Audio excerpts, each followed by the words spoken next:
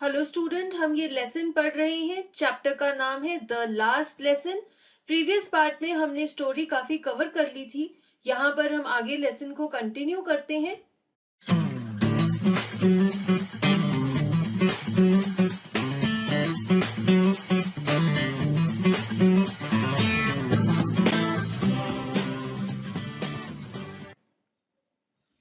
But he had the courage to hear every lesson to the very last. यहाँ पर ही कौन है? France के टीचर मिस्टर हैमल, जो कि उनका स्कूल छोड़कर जा रहे हैं। वो बहुत ज्यादा दुखी हैं, बहुत ज्यादा डिसहार्टन हैं और बहुत इमोशनल फील कर रहे हैं। लेकिन फिर भी फ्रांस कहता है कि उनमें इतनी हिम्मत थी, इतना धैर्य था, उन्होंने बड़े ही आराम से सब लोगों का लेसन बड़े ध्यान से सुना। After the writing, we had a lesson in history, and then the babies chanted their ba, bee, bye, bo, boo. Now, who are babies here? Babies से फ्रांस सारे स्टूडेंट्स को रेफर कर रहा है। जो भी स्टूडेंट्स क्लास में बैठे हुए थे उन्हें वो बेबीज कह रहा है। अब वो इन्हें बेबीज क्यों कह रहा है? जैसे छोटे छोटे बच्चे जो स्कूल में पढ़ते हैं वो पढ़ते हैं A says A, B says B, C says K, जिसे हम कहते हैं फोनेटिक्स, साउंड। हम पढ़ते हैं कि अलग अलग अल्फाबेट्स क्या साउंड प्रोड्यूस करते हैं। तो ऐसे ही ये सब जो स्टूडेंट्स थे क्लास में, ये तो बहुत बड़े थे, लेकिन फिर भी ये छोटे छोटे बेबीज की तरह फोनेटिक्स पढ़ रहे थे फ्रेंच लैंग्वेज में, बा, बी, बाय, बो, बू। तो फ्रांस हमें यहाँ पर बता रहा है कि मिस्टर हैमल बड़े ही करेज के साथ, धैर्य के साथ सब लोगों का लेसन सुन रहे थे। और राइटिंग के सेशन के बाद उन्होंने हिस्ट्री पढ़ी और उसके बाद फोनेटिक्स का लेसन हुआ, जहां पे सब बच्चों ने साउंड्स को रिसाइट किया। Down there at the back of the room, old Hauser had put on his spectacles and, holding his primer in both hands, spelled the letters with them. अब हमने पहले कहानी में पढ़ा था हॉसर कौन है। ये एक विलेज मैन है, विलेज का रहने वाला है और एक काफी बूढ़ा आदमी है जो कि आज स्कूल में आया है पढ़ने के लिए, क्योंकि इसने भी अपने बचपन में अच्छे से पढ़ाई नहीं की थी और ये अपनी प्राइमर अपने साथ लेकर आया है। अपनी फ्रेंच लैंग्वेज की जो बेसिक बिगनर्स बुक है उसे अपने साथ लेकर आया है क्लास में पढ़ने के लिए। तो फ्रांस यहाँ पर बता रहा है कि क्लासरूम के पीछे हॉसर जो बैठा हुआ था उसने भी अपनी प्राइमर बुक को खोलकर अपने दोनों हाथों में पकड़ा हुआ था और सारे बच्चों के साथ वो भी फोनेटिक्स को रिसाइट कर रहा था। तो आज हॉसर भी बड़ा ही सीरियस था और बड़े ध्यान से फ्रेंच लैंग्वेज को पढ़ रहा था। You could see that he too was crying. His voice trembled with emotion, and it was so funny to hear him that we all wanted to laugh and cry. Ah, how well I remember it, that last lesson.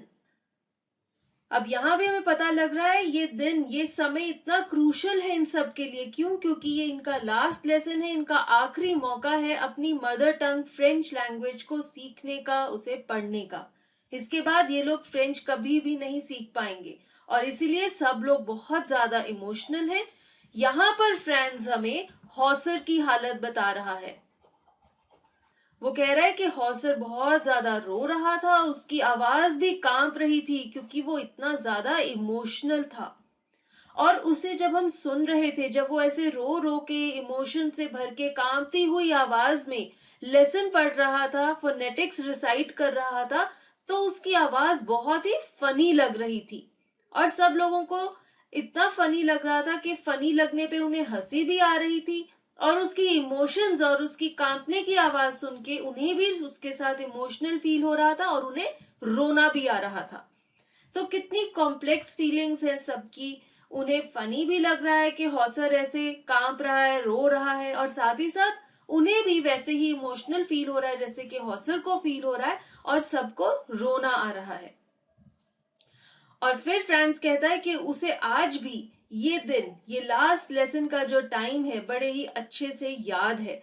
क्योंकि कई बार ऐसे होता है हमारी जो बहुत intense feelings होती हैं बहुत ही ज्यादा इमोशनल जब हम फील करते हैं, ऐसे टाइम्स को हम कभी भी जिंदगी में आसानी से भूल नहीं पाते।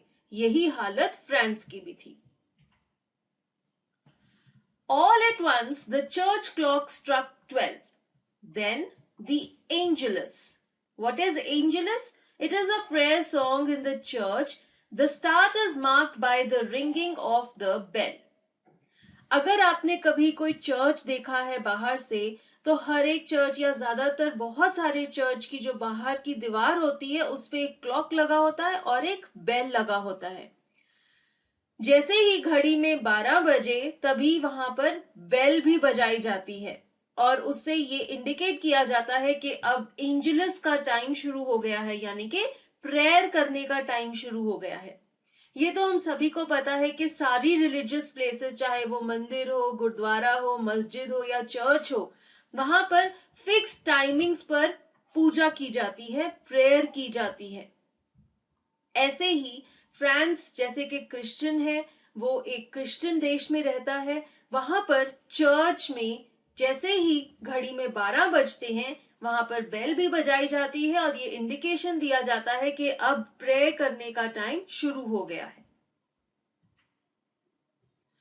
At the same moment, the trumpets of the Prussians returning from drill sounded under our windows. Trumpets is a musical instrument. जैसे कि आप यहाँ पर फोटो में भी देख सकते हैं, ये सोल्जर जो म्यूजिकल इंस्ट्रूमेंट बजा रहा है, दिस इज अ ट्रम्पेट। जैसे ही एंजलस के शुरू होने के लिए चर्च की बेल बजी, उसी टाइम पर प्रशियन सोल्जर्स के ट्रम्पेट्स भी बजने लग गए, क्योंकि वो अपनी ड्रिल से वापस जा रहे थे। M Hamel stood up very pale in his chair. I never saw him look so tall. Pale का मतलब है it is use to describe a person's face और skin if it has less colour than usual. जिसे हम कहते हैं ना, उसका मुंह पीला पड़ गया, उसके मुंह का रंग उड़ गया। ऐसे ही जैसे ही मिस्टर हैमल ने चर्च की बेल सुनी और साथ ही साथ प्रशियन सोल्जर्स के ट्रम्पेट्स की आवाज सुनी, उनके मुंह का रंग भी उड़ गया, क्योंकि अब क्लास के खत्म होने का समय आ गया था, उनके वहां से जाने का समय आ गया था और वो एकदम से इतने ज्यादा इमोशनल हो गए, इतने ज्यादा दुखी हो गए कि उनका मुंह पेल हो गया और वो एकदम से खड़े हो गए। फ्रांस कहता है कि वो एकदम इतने सीधे खड़े हुए थे, वो बहुत ज्यादा लंबे लग रहे थे। होता है ना कई बार, जैसे आपने मूवीज में भी देखा होगा, एकदम से जब किसी को शॉक लगता है, उसका जो बॉडी लैंग्वेज है वो चेंज हो जाता है। ऐसे ही हुआ मिस्टर हैमल के साथ भी। जैसे ही उन्होंने एंजलस शुरू होने की आवाज सुनी और प्रशियन सोल्जर्स के ट्रम्पेट्स की आवाज सुनी, उन्हें ये पता लग गया कि अब क्लास के खत्म होने का समय आ गया है। उनका फेस एकदम से पीला पड़ गया और वो अपनी चेयर में खड़े हो गए। My friends, said he, I, but something choked him. He could not go on. Choke means unable to speak due to strong emotions. आप कुछ बोलने लगते हैं लेकिन आप रुक जाते हैं, आप बोल नहीं पाते, लड़खड़ाने लग जाते हैं, क्योंकि आप इतने ज्यादा इमोशनल फील कर रहे होते हैं। आपकी आवाज को आपका रोना रोक देता है। ऐसा ही हुआ एम हैमल के साथ। He could not go on means he could not continue speaking. वो बोलना चाहते थे लेकिन बोलते बोलते रुक गए, वो बोल नहीं पा रहे थे। उन्होंने बोलना शुरू किया, उन्होंने कहा माय फ्रेंड्स, आई, लेकिन वो इतने ज्यादा इमोशनल थे, उनको रोना आ गया और वो बोल नहीं पाए। Then he turned to the blackboard, took a piece of chalk and bearing on with all his might, he wrote as large as he could, Vive la France. Vive la France means long live France. Might means strength, ताकत. Bearing on means to carry on, अपने आप को घसीटना, अपने आप को carry on करना।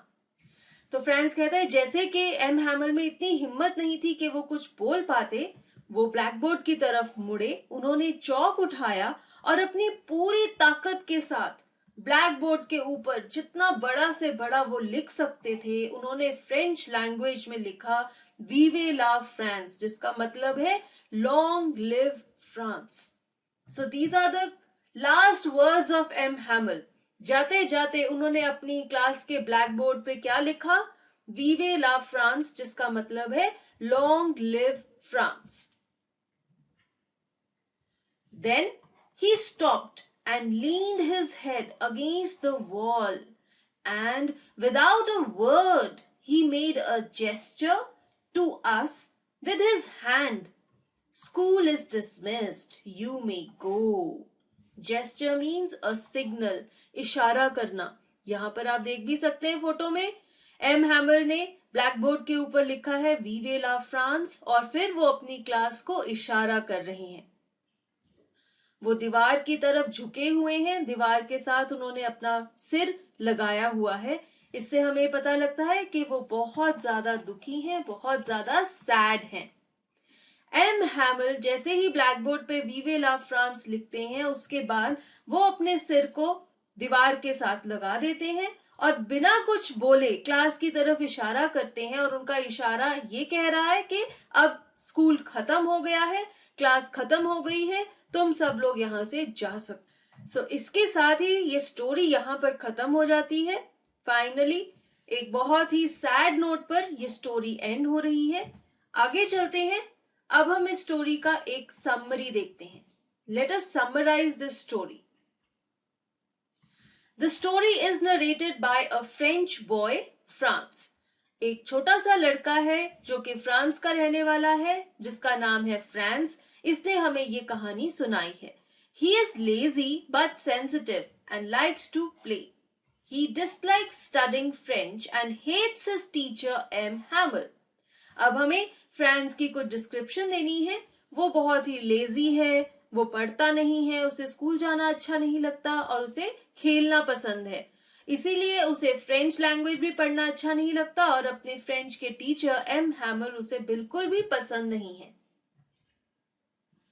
After overpowering their districts of Alsace and Lorraine in France, Berlin has ordered that German language instead of French be taught in the schools there.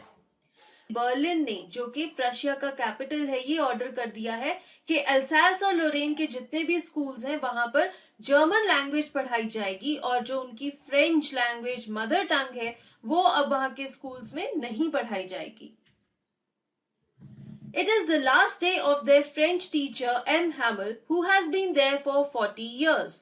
तो ये आज एम हैमिल, जो कि उनके फ्रेंच टीचर हैं, पिछले 40 साल से वहां पर फ्रेंच पढ़ा रहे हैं, उनका लास्ट डे है स्कूल में, उनका लास्ट लेसन है। He is full of grief, nostalgia and patriotism. अब जब 40 साल के बाद अचानक से एम हैमिल को वो स्कूल छोड़ के जाना पड़ रहा है तो बहुत ज्यादा दुखी हैं। वो अपने पिछले 40 सालों को याद कर रहे हैं और साथ ही साथ वो फ्रांस देश के तरफ अपना प्रेम भी जता रहे हैं। As a mark of respect to his hard work, the village men also attend his last lesson. गांव के जितने भी सीनियर्स हैं, जितने भी रिटायर्ड लोग हैं, जैसे कि मेयर, पोस्टमास्टर, वो सब भी एम हैमिल की हार्डवर्क, उनके 40 साल की मेहनत और डेडिकेशन को रिस्पेक्ट और थैंक्स देने के लिए इस क्लास को अटेंड करने के लिए आज आए हुए हैं। They are sad as they did not learn their mother tongue French in their childhood. ये सारे जो विलेजर्स आज क्लास में आए हुए हैं ये बहुत ज्यादा दुखी हैं क्योंकि इन्होंने भी अपने बचपन में फ्रेंच लैंग्वेज, जो कि इनकी मदर टंग है, उसे अच्छे से नहीं पढ़ा। Franz is shocked to know that it is his last lesson as he does not know French. जब फ्रांस को ये पता लगता है कि उसका लास्ट लेसन है और उसे तो अभी तक फ्रेंच लैंग्वेज बिल्कुल भी नहीं आती, तो उसे बहुत ज्यादा सदमा लगता है।